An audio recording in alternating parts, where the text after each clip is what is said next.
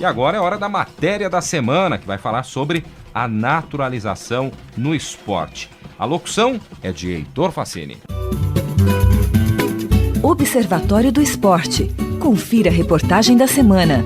Um tema em debate.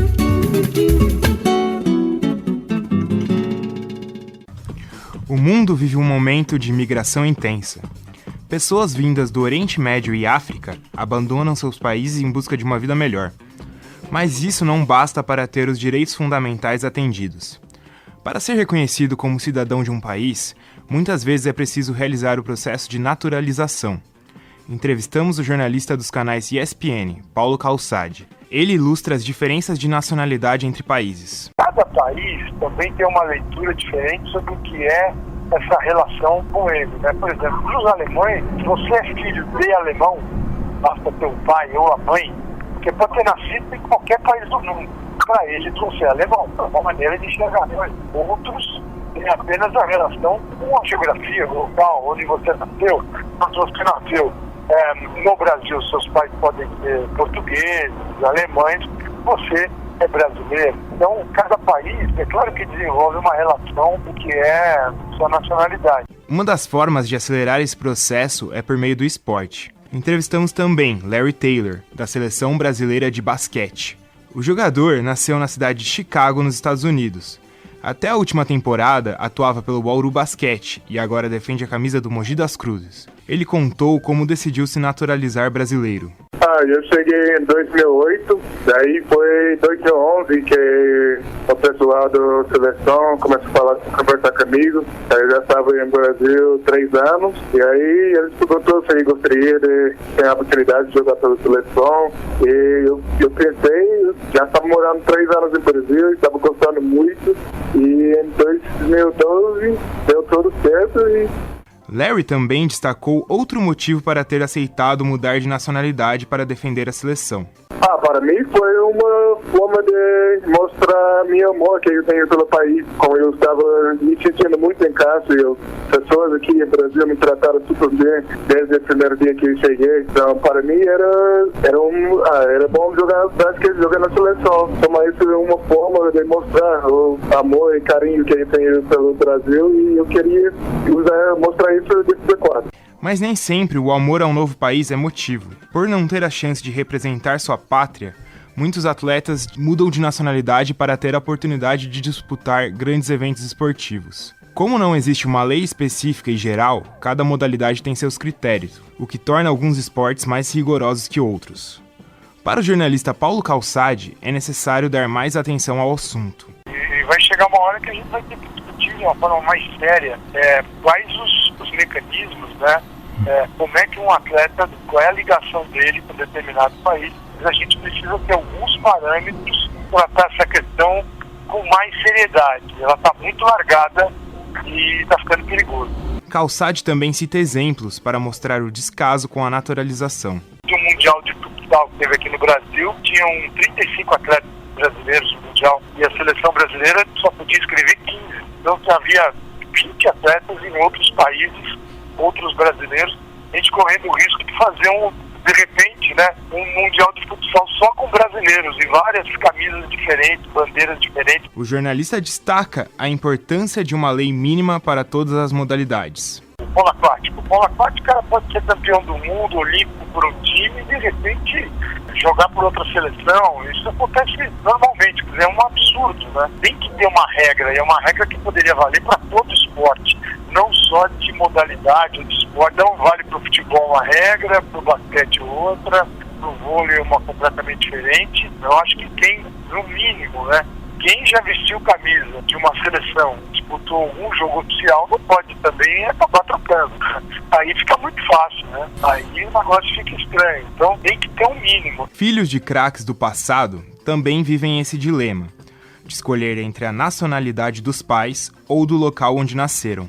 Tem o caso dos filhos do Marquinhos. O Marquinhos, campeão mundial em 94 da seleção brasileira, jogou no Palmeiras, o Vasco. O Marquinhos tem 2 filhos, tem o Thiago Alcântara e tem o Rafael, o Rafinha. Os 2 jogavam no Barcelona.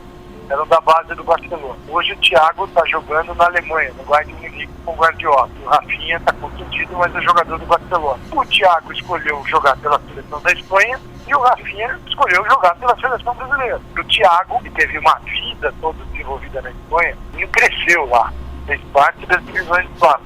Talvez ele se sinta mais espanhol do que brasileiro, né? O sentimento dele, o coração dele, esteja mais lá do que aqui.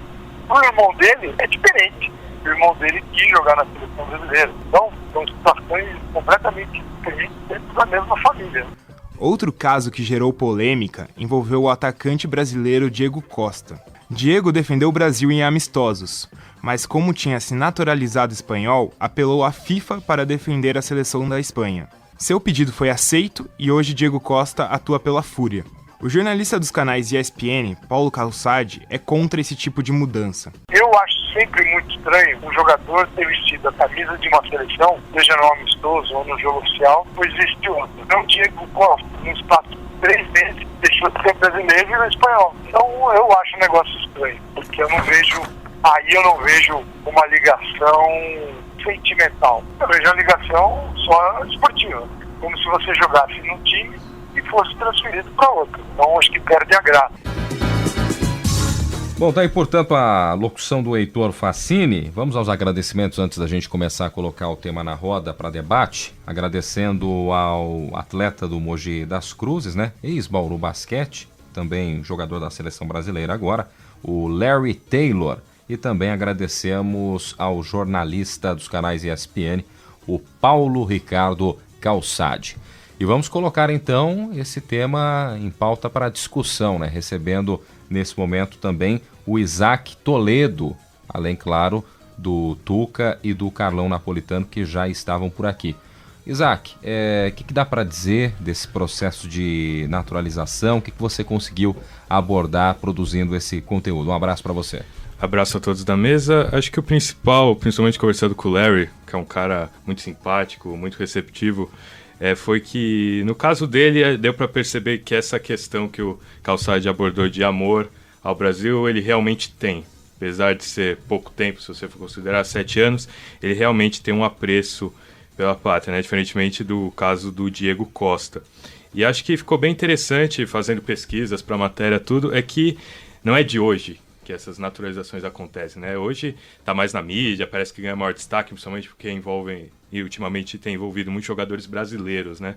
Eu trouxe alguns exemplos aqui, né? Casos famosos de nacionalidade.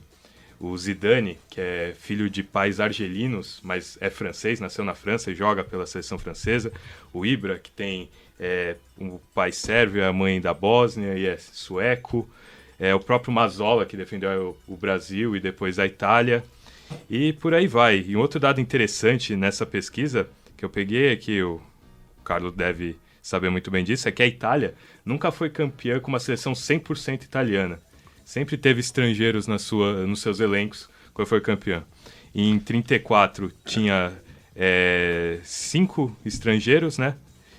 Um brasileiro, ou melhor, desculpa. Tinha 6 estrangeiros, um brasileiro e 5 argentinos. Esse brasileiro era o Filó, que chegou a jogar no Corinthians na década de 30 e de 40. Em 38 teve um uruguaio. Em 82, o Cláudio Gentili, que marcou época na Juventus, tal, que era líbio. E em 2006, o Camoranesi, também argentino, e o Perrota, que era inglês. Então... Mas cabe uma explicação jurídica nessa questão. Né? Vamos lá.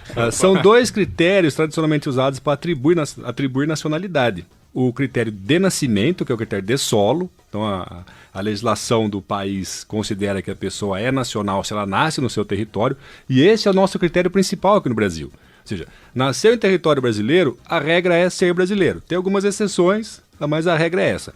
Alguns países adotam o critério de sangue. Ou seja, o filho do nacional é. E esse é o caso da Itália. Então, na Itália, há o reconhecimento da transmissão de nacionalidade por questão sanguínea.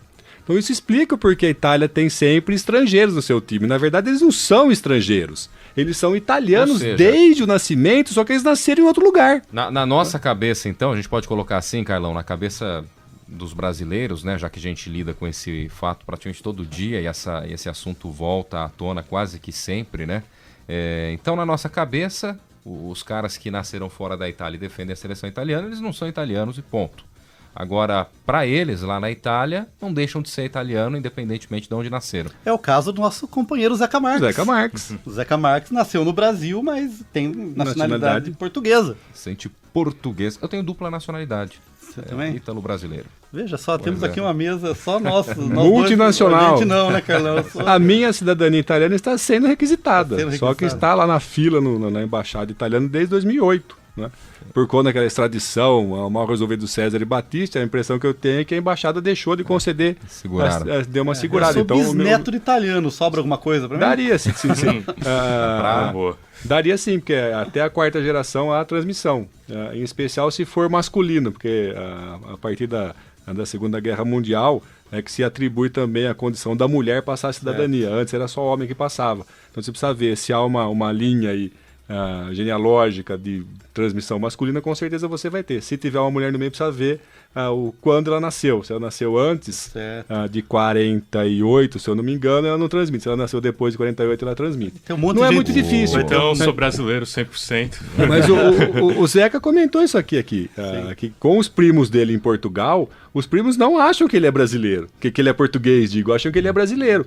Mas talvez para o futebol italiano isso não seja problema algum. Esses exemplos que você deu aí, do Ibra, que ele deve ter nascido na Suécia e lá se reconhece também o critério territorial, muito embora tenha pais a croatas, sérvios, o Zidane, pais argelinos, mas nascido na França, então talvez lá também se conceda pelo critério o Paulo Calçade falou na matéria da Alemanha também. Sim. Você pode nascer em qualquer lugar do mundo, mas se você tem o pai alemão... É o critério sanguíneo. É o caso do Kevin Kurani, atacante que defendeu a seleção da Alemanha, que a mãe é panamenha, o pai é alemão, mas ele nasceu no Rio de Janeiro.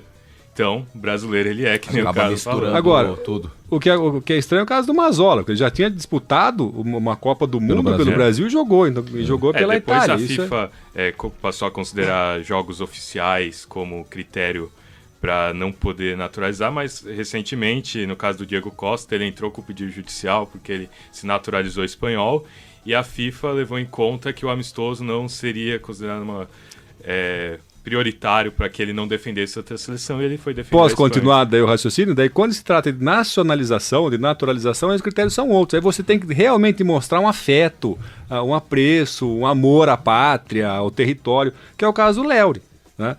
Ele é americano, porque nasceu nos Estados Unidos, lá também o critério é esse, o critério territorial. Ele veio para o Brasil, ele não tem nenhum laço sanguíneo com brasileiros, ele é americano, família americana, e ele se identificou com a nossa cultura. Então esse é o critério para transformar o sujeito estrangeiro num sujeito nacional. Tanto que virou corintiano. Tanto que virou corintiano, sambista, a pessoa cantar o hino, né? Teve até uma campanha do Bauru Basquete muito engraçada, para quem teve a oportunidade de ver. Vale a pena até rever, porque é muito engraçado ele no trânsito, cantando, treinando o hino. Né? E quem já conviveu com o Larry tem essa certeza que ele é muito mais brasileiro do que muita gente que nasceu aqui no Brasil. Ele é um cara que ele bate no peito mesmo e gosta das coisas do Brasil. Então, tudo bem, tem gente que não gosta dessa ideia de naturalização, aquela coisa toda. Mas você sabe que a gente estava conversando agora, eu me lembrei de um fato, porque o meu pai é italiano, né? Ele veio para o Brasil com 18 anos. Aliás, ele era lateral esquerdo do Bolonha, foi para a Espanha e acabou vindo pro Brasil. E a gente falou na primeira parte do programa, né, do top 10 aí dos festeiros que gostam de uma festa. Se fosse top 11, ele tava no meio. Então, por isso que a carreira não vingou, né? Ele conheceu minha mãe aqui no Brasil, aquela coisa toda. Mas eu poderia muito bem jogar uma Copa do Mundo pela Itália ainda, porque meu pai é italiano, então sim, sou reconhecido como italiano lá. Você também, é lateral, né? Também? Não. Só falta jogar bola. Sair de forma de bola para jogar, né? Ter um espírito de atleta. Mas quando passei por lá, atuei nas categorias de base do Faenza por um mês. E todo mundo depositava muita esperança, porque é um brasileiro que tá chegando, né? Quando me viram tocar na bola, o desespero foi total. E me sacaram logo. A única coisa que eu aprendi e que tenho de boas recordações é que toda vez antes do treino a gente tomava café junto e cantava o hino. Eu aprendi o hino italiano nessa época. Vai narrar o jogo, menino, você ganha mais, tem mais futuro. Isso com 11 anos, por aí. Mas é bacana e é um assunto polêmico realmente, né? Tem muita gente que diz que sim. Eu queria abordar uma questão fora do futebol, né? A gente estava discutindo até um pouco antes da gravação. Eu acho que tem algumas questões que a gente tem que levar em consideração. Por exemplo, a questão do oportunismo em determinado país em trazer um atleta simplesmente para disputar um campeonato, os Jogos Olímpicos, um campeonato mundial, o que seja. Então, eu não acho legal. Eu não concordo com isso. Agora, outra é você trazer uma base de treinadores, de atletas, para poder melhorar o esporte aqui. Então, trazer, no caso do polo aquático, você repatriar alguns jogadores, trazer alguns jogadores para participar, jogar o campeonato aqui, estar dentro dos times, transmitir o conhecimento, fazer uma interação com os atletas brasileiros. Isso é legal. E o que tem acontecido com os técnicos. Eu não vou lembrar agora o nome do técnico do handball, que é um nome complicado, ele é norueguês, acho. Mas é um cara que veio e montou o time feminino de handball. A gente tem outras histórias, como por exemplo o Oleg Ostapenko na ginástica artística. Se não fosse ele, a ginástica artística do Brasil não teria avançado como avançou. O próprio técnico que foi do Minas Tênis Clube, que era um coreano do voleibol, que eu não vou lembrar o nome dele agora. Estou me lembrando da treinadora do nado sincronizado, que também são tantos exemplos, né? Muitos exemplos. Então acho que isso é legal. E a gente já discutiu algum tempo atrás uma coisa que eu sou radicalmente contra, que acontece muito aqui no interior, nos jogos regionais, nos jogos abertos, que em época de campeonato são importados. Tem uma história muito engraçada, acho que você não estava aqui no programa, muito engraçada a história. Eu estava no aeroporto de Buenos Aires para voltar para o Brasil, sentado, e à minha frente tinha uma menininha com a camiseta da Secretaria de Esportes do município de Sorocaba. Eu falei, uma brasileira, fui conversar. Não, ela era uma argentina e estava vindo para os Jogos Abertos em Bauru para disputar xadrez por Sorocaba. Nossa. E conversando com ela falou que é muito comum, que ela chega aqui e encontra várias amigas, que recebem só para vir, passar 2-3 dias aqui, ficarem alojados, fazem o dinheirinho para jogar, disputar o torneio pelos jogos, pela cidade, pelos Jogos Abertos. Quando a gente imagina... Isso é uma falta de respeito com os atletas locais. Quando a gente imagina jogos regionais, jogos abertos, a gente pensa no quê? A chance de revelar atletas do interior, de ter uma base. Aí você contrata, nem que seja por uma semana, vamos pôr aí por alguns dias, gente de fora, de outros estados, de outras nacionalidades, aí argentinos, uruguaios, chilenos. Aí você perde a razão de ter também. Você não estimula o esporte, o crescimento de modalidades que não são... Vai na contramão completamente. Muito valorizados aqui no país. E acaba que, quando chega a competições como agora a Olimpíada, faz um investimento muito alto, mas querendo o resultado imediato. Isso aí às vezes é um tiro no pé. Eu fui atleta, participei de vários jogos regionais, jogos abertos, E o que era bacana nisso? Essa coisa o sentimento é o mesmo do brasileiro, do atleta olímpico brasileiro, que ele vai para a Vila Olímpica e vê os atletas que são os seus ídolos. Então, quando a gente ia para os Jogos Abertos, eu lembro de ver a Hortência jogando, de ver o Oscar jogando, de ver o pessoal do vôlei jogando, de ver o pessoal do atletismo. Era uma forma de você falar, essas pessoas existem, então aqui eu posso chegar lá, eu posso até, de repente, jogar uma partida contra essas pessoas na situação. Então isso descaracteriza totalmente você trazer essas pessoas. Por isso que esvaziou, por isso que todo mundo perdeu o interesse, A verdade é essa. Às vezes a gente vive épocas aí, períodos de jogos regionais, jogos abertos, ninguém tá nem aí, e depois ficam se perguntando, mas por que ninguém se importa com isso? Tá aí, uma das respostas, perdeu a essência. É a busca do resultado por ele mesmo, Então faz a contratação de um estrangeiro para ganhar medalha, para melhorar o rendimento do time, contrata um estrangeiro para vir jogar para uma cidade, ou até um jogador de uma outra cidade que não tem nada a ver com a cidade natal, por exemplo. Só para promover o nome da cidade, Só para chegar, ganhamos, e para promover a modalidade esportiva. Então também concordo com o Tuca, não há muita razão. Acho que é muito mais saudável para a prática esportiva, para o aprendizado, trazer um técnico ou trazer alguém para disputar campeonatos nacionais e a pessoa aprender, e não ir direto para uma seleção, por exemplo. Aí eu acho que a questão do dinheiro fala mais forte do que a questão esportiva e não é legal. Ainda sobre naturalização, o nosso diretor, o Fleury, ele deixou aqui o blog do Alessandro de Argolo, que trata justamente, num dos textos dele, justamente sobre naturalização que aconteceu no futsal. Vou até ler um trechinho aqui. Surreal o que aconteceu na final do Campeonato Europeu de Futsal de Seleções, realizado na Itália, no dia 9 de fevereiro de 2014, Tem aí um pouco mais de um ano, quase 2 anos, Itália e Rússia fizeram a final. A Itália foi campeã. Detalhe, 13 brasileiros no total jogavam nas duas seleções. Foi quase um título brasileiro. Então, às vezes a gente vê também quantidade, principalmente no futsal, né? A gente pega o time da Itália, a seleção de futsal da Itália, praticamente toda ela, por 75%, formada por brasileiros. A Itália, Espanha, Portugal. Mas aí tudo bem, a gente pode, o que eu estava falando, talvez tenha uma lógica na Itália. Agora precisaria ver se esses que foram puro sangue nacionalizados ou não, né? russos, se eles têm alguma relação. Não é? Pode ser, no sul tem uma colônia russa, tal. Futebol de salão é forte no sul. O futebol de salão precisaria ver. Daí não seria nada esquisito. Aí, agora o problema é talvez se... chama atenção o número de atletas, né? Se o dinheiro russo, né, comprou esses jogadores. Tem cara de negócio, né? Vender minha naturalização. Teve o caso de um atleta do hipismo, agora eu não vou lembrar o nome dele, porque eu só lembrei agora que o professor comentou, que ele já disputou campeonato pelo Brasil, só que ele foi atraído pelo dinheiro, pelo projeto, segundo ele, que um bilionário ucraniano fez para investir no hipismo do país, para chegar nas Olimpíadas e tal. E aí ele falou, eu vi a oportunidade, achei interessante e foi. Mas em nenhum momento, na matéria que eu li, estava falando se ele tinha alguma relação com a Ucrânia, se ele tinha algum parente, mesmo que distante. Então, nesse caso, fica bem esse negócio assim evidente. Ele viu a chance de participar num torneio, de fazer parte de algum projeto grande, foi para a Ucrânia montar a cavalo, literalmente. E só para a gente encerrar, dá para dizer também, muita gente observa outras seleções, propriamente no futebol, né? Tanta naturalização, tanto atleta que de repente vai defender a Itália, vai defender a Alemanha. E como será que o brasileiro encararia isso, né? Se de repente pegasse lá um centroavante argentino, até citaram nas últimas semanas o exemplo do Prato, do Lucas Prato, do Atlético Mineiro, que ele poderia se naturalizar brasileiro.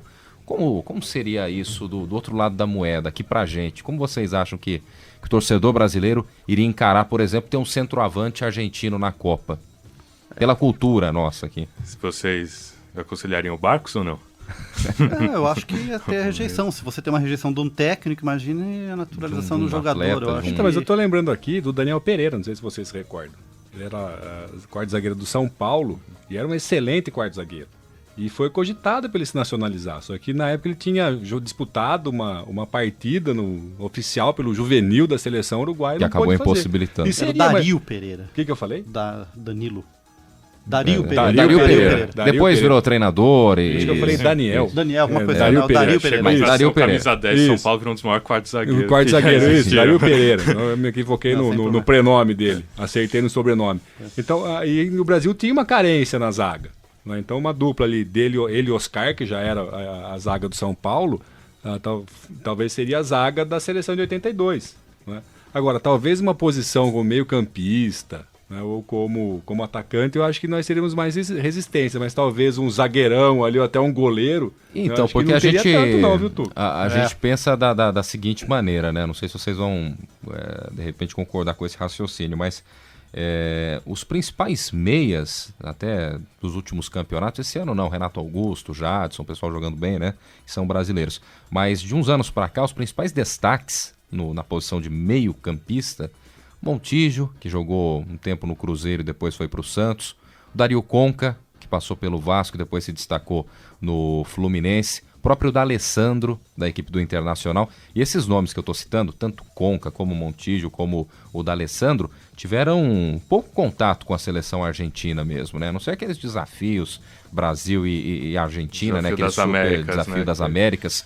Então, seriam atletas que, para a realidade nossa hoje, os meias que a gente tem, você acha, por exemplo, que um D'Alessandro, um Conca, um Montijo, quando estava jogando o fino da bola no Cruzeiro, de repente poderiam encaixar. Mas e aí? E a aceitação dos brasileiros? Será que a gente ia aceitar ver um argentino como camisa 10 da nossa seleção?